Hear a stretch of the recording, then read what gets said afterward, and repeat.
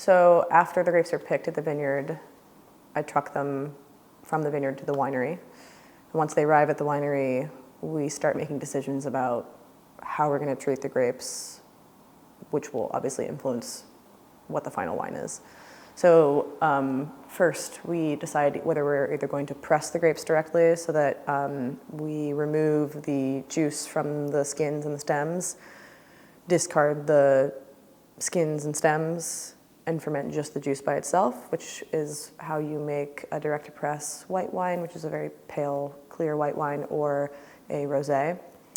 Or what we do if we're making a skin contact white or a red wine, we, the grapes are in these picking bins, or these half-ton picking bins that are about 2 feet tall and what are they, like 4 or 5 feet on a side? They're squares. If we're going to make a skin contact wine, the first thing I do is I foot crush all of the grapes to some sort of percentage, depending on what kind of skin contact I want. And what I mean is that if I want a wine that's pulling, because the skins have, phenolics and tannins and anthocyanins and all of the interesting stuff in red wines and skin contact wines, they're bound in the skins. If I want the wine to have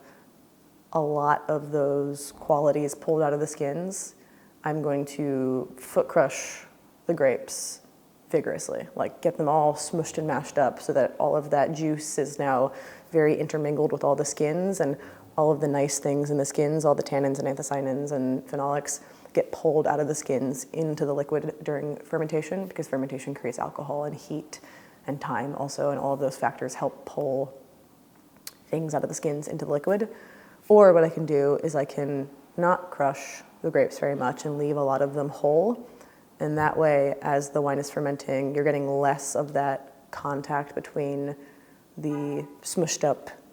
skins and all the juice, and you end up with a wine that is going to have less of